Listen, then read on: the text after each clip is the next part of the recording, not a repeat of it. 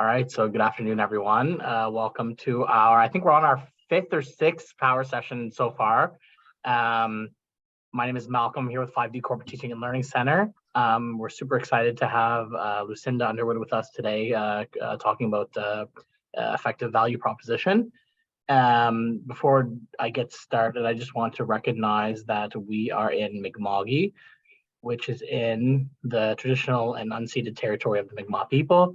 We are all treaty people, and this land continues to be the home to diverse and Indigenous peoples, First Nation, Métis, and Inuit, whom we recognize as our contemporary stewards of the land and vital contributors of our society today.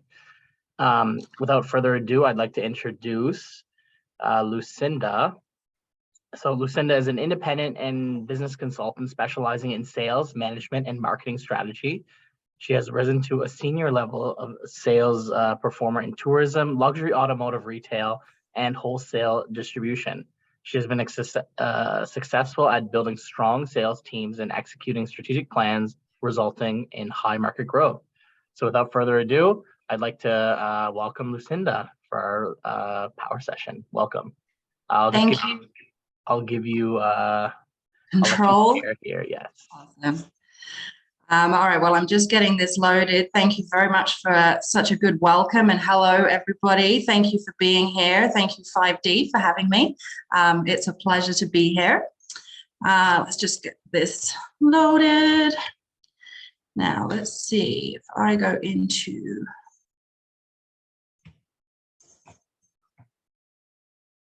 How's this? Does that look good to everybody? Perfect. All right, so we'll get started. So as Malcolm said, today I'm going to be talking with you about how to create and communicate an effective value proposition.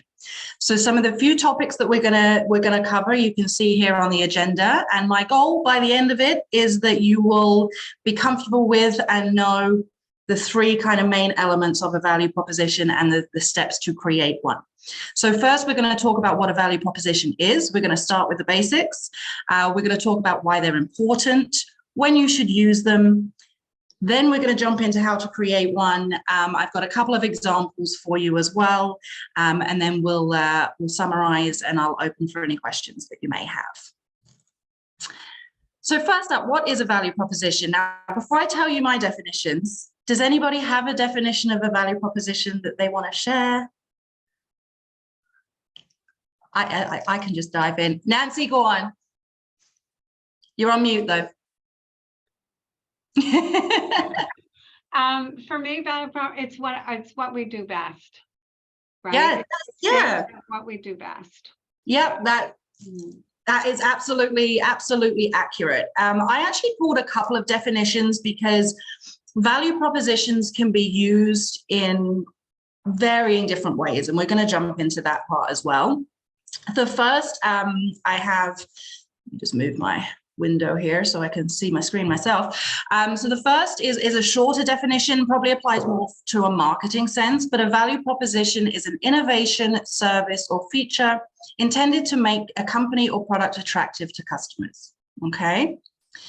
The second definition, which personally I like more, just because it's a bit more detailed and it's a bit more accurate to what we're actually going to be talking about today.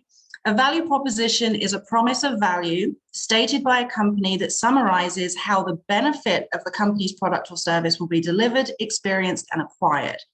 Essentially, a value proposition specifies what makes the company's product or service attractive.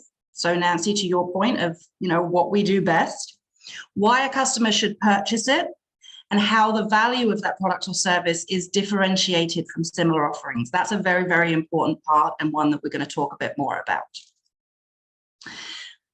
This diagram also just gives us a bit more of what exactly a value proposition is. So you can see here, you've got kind of three elements. What your customer cares about, because your value proposition really needs to be about your customer and how you can help them solve the problem, basically.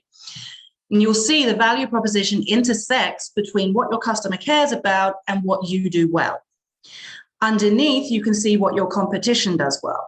You see that's not actually in the intersection of your value proposition, because a very important part of your value proposition is being able to differentiate. from your competition, okay, and show kind of again, we'll come to this in a bit, but a unique sales value. So why is having a value proposition important? Well, I mean, in a business sense, if you are, if you have a product or service that you're actively trying to sell, it's a very powerful sales tool. It's also a method to be able to influence those decision makers because it's something that appeals directly to their needs and their wants. A very important point, it provides a consistent message. Think about if if you are running a business and you have multiple people in that business that are facing customers or in contact with clients, you want to make sure that the same message is being conveyed from every single person in the organization.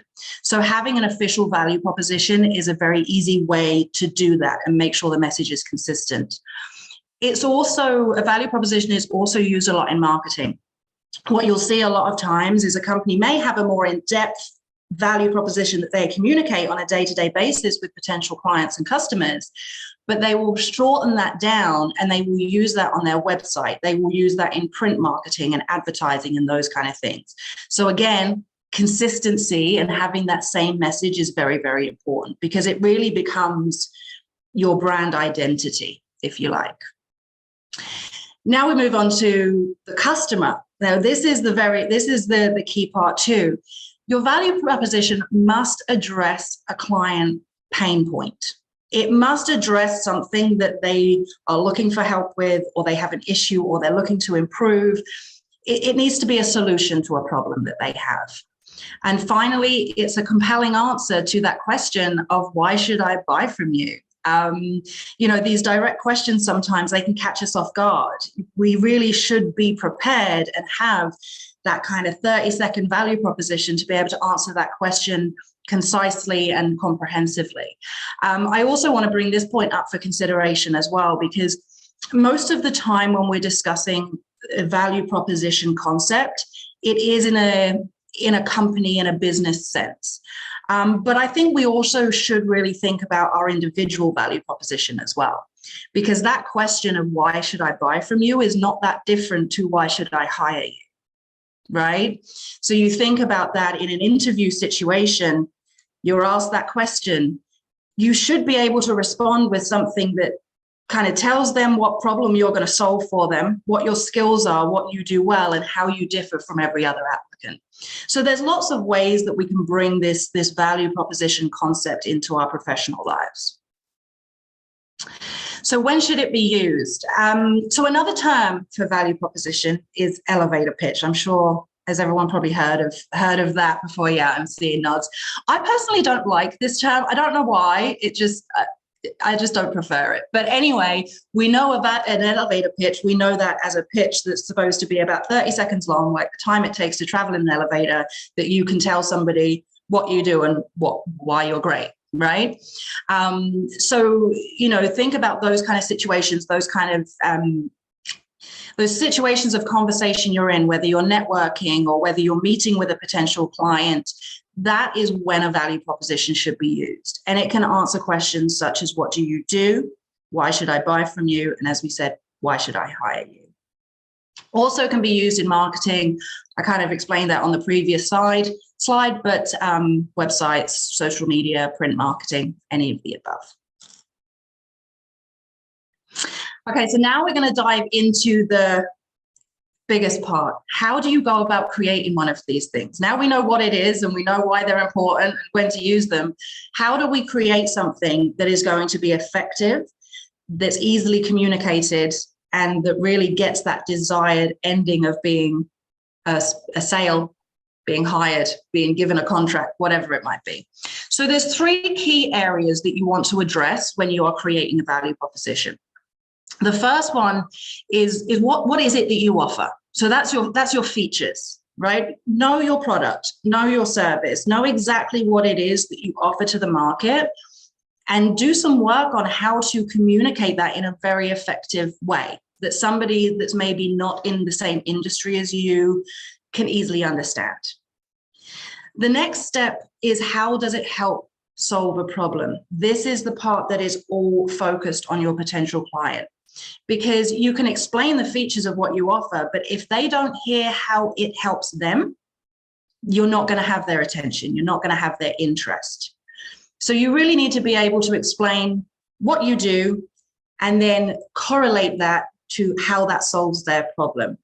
In order to do this, you need to really know your audience, and you need to understand your demographic. You need to understand your potential customers, and you need to do market research, right? So you really need to have that understanding of who they are, what their problems are, and how you can solve them. The last one is, how is it unique? So this is going back to what I mentioned before about differentiation. You want to show your competitive advantages. And again, the only way you're going to know how you differentiate from the competition is to know your competition really, really well. So you have to do competitive analysis. You have to make sure that you know what they're offering in the market, you know what they do well, but also maybe what they do not so well. And the reason that's important is because they might be missing something that would give you a very, very good, unique selling point. So definitely some research that goes into creating one of these. It's not something that just kind of comes out of midair, but these are really the three key pillars that you want to make sure that you cover. All good so far on understanding? I just want to stop and make sure everyone's good. Okay, awesome. So I'm going to give you a couple of examples now. So think about everything that I just said. So as far as, the three main elements that we want to see in a value proposition. And I have two examples for you. I'm going to give you the first example, and I want you to tell me whether you think it's an effective value proposition or not so effective, and why you answered that question that way. So the first example, I provide training services to companies and reform their sales processes. I've worked with several national companies and had great success compared to my competitors. What do we think? Is that a good value proposition? Is that an effective one? Or is that not quite hitting the mark? Not hitting the mark. Not hitting the mark. Why is it not hitting the mark? Well, it doesn't answer the what's in it for me question. You got it. Yeah, that's absolutely correct. There's a few other things that I would kind of take issue with this one as well, to be honest with you.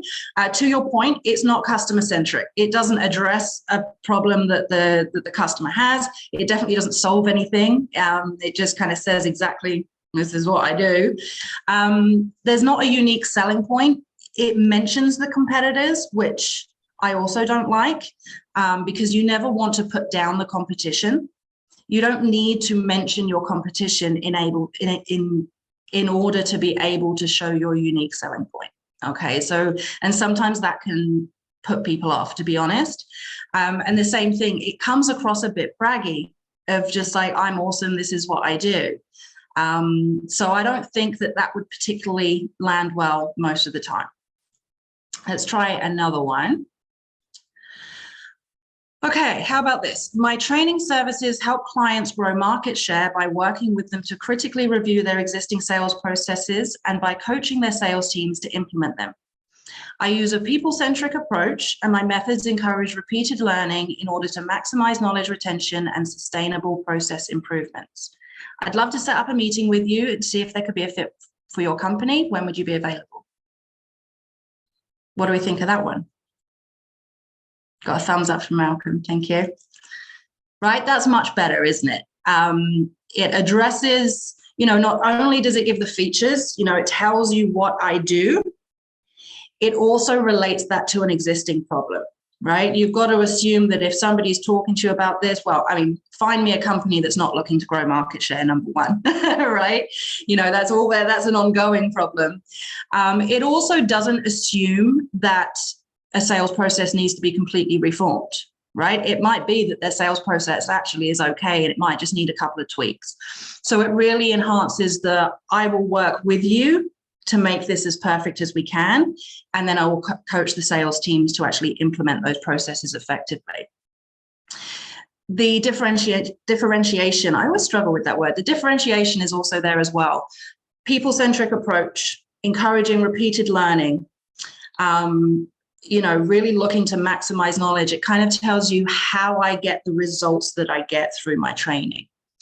One extra thing, this last couple of sentences here, not necessarily a needed part of a value proposition technically, but it's always good to end with a hook, with a question. In any kind of sales discussion, if you're looking to sell something, you always want to have that question, because you want to make sure that the person you're communicating with has understood what you're saying, and you want to know whether they're interested or not.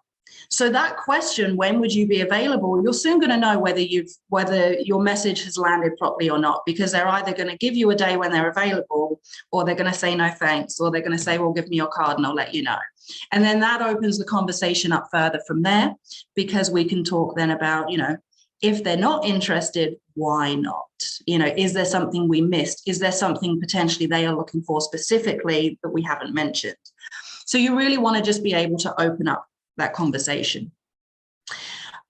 One more point, it's clear and concise. I think that is very, very important, and it can be difficult. It can be very easy when you're creating a value proposition to kind of get a bit lost in the weeds and come out with something either really long or full of jargon or those kind of things.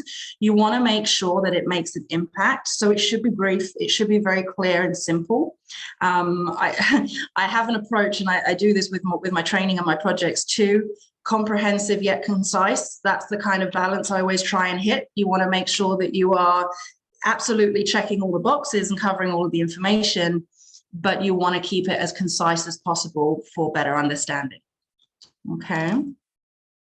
I think I covered everything on there. Yeah, and again, the differentiation, it tells you what I do differently to the competition, but doesn't mention the competition, doesn't put them down, doesn't say, well, they're not as good as me, so it comes across a lot better.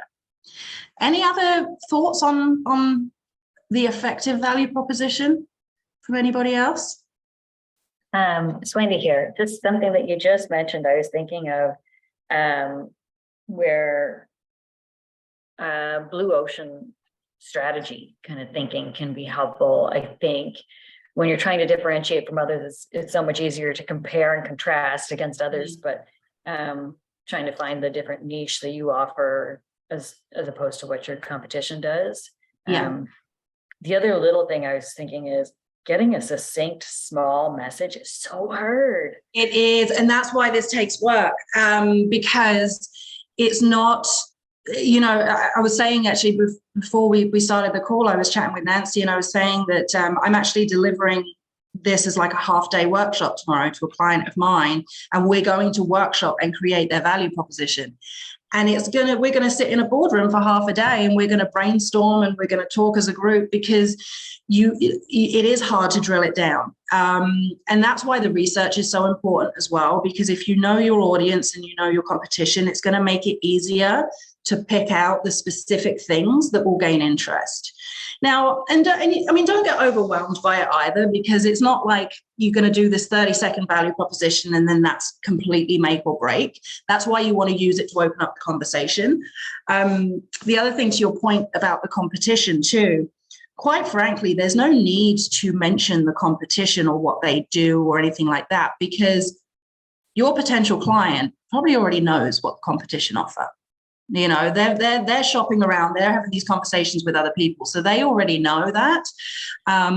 So when you then highlight something that they haven't heard before, they immediately know that it's different and it's unique. Yeah. Any other comments? I have a question. Yeah, we're to be honest, we're basically onto the summary and questions anyway. So okay. Yeah, let's open it up. I'm curious, and I have my own perspective, but what your perspective would be when you're working in a very in an organization which has several sales individuals, and they're actually pivoted against each other. A lot of organizations will say, okay, who's like the top salesperson? Mm-hmm. And they're given quotas that they have to you know, Mhm. reach and those types of things.